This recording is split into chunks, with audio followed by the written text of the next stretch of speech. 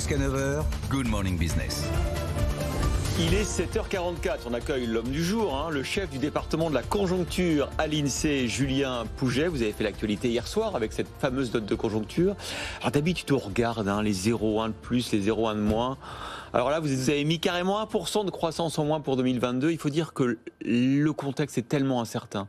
On ne sait même. Alors je crois qu'avant vous interrogiez les épidémiologistes pendant la pandémie. Maintenant vous interrogez qui, les militaires? Les spécialistes de géopolitique, les militaires peut-être.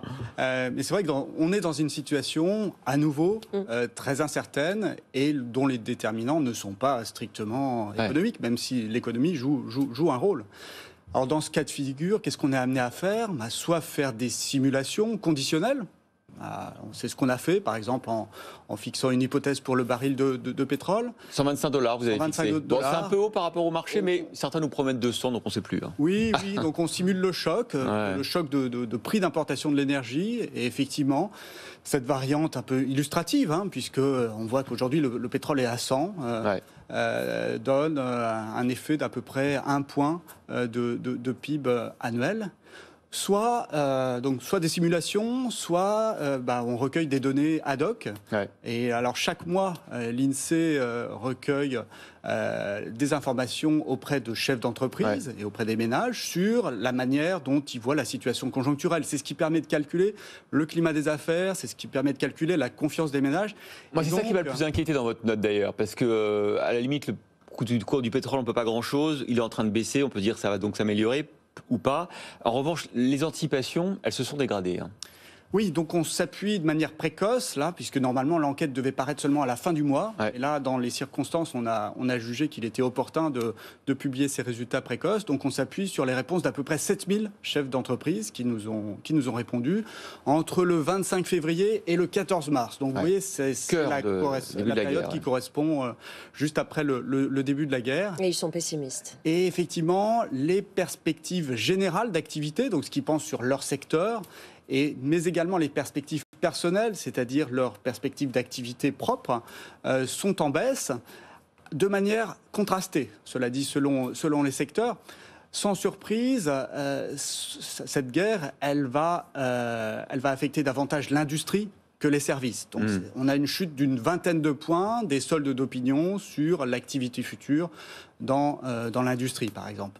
Elle affecte également le moral du commerce, notamment du commerce de gros, et dans une moindre mesure des services. Dans les services, par exemple, le moral de l'hébergement-restauration n'est pas affecté. Au contraire, puisque les dernières restrictions sanitaires là ont été levées.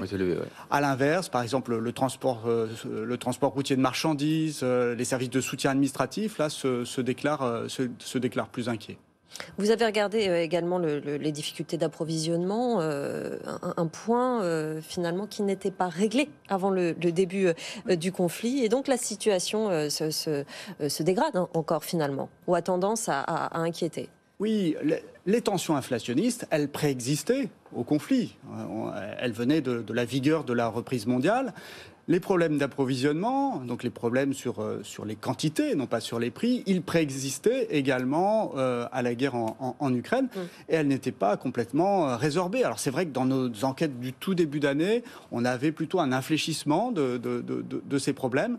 Là, on verra dans les prochains mois ce qu'il en sera. Il n'est pas exclu que ça les aggrave ou qu'il en apparaisse de nouveau. C'est-à-dire qu'effectivement, on était focalisé sur les semi-conducteurs. Alors on verra, parce qu'en parallèle, il y a également la stratégie chinoise de lutte contre le Covid, qui peut amener à fermer des activités.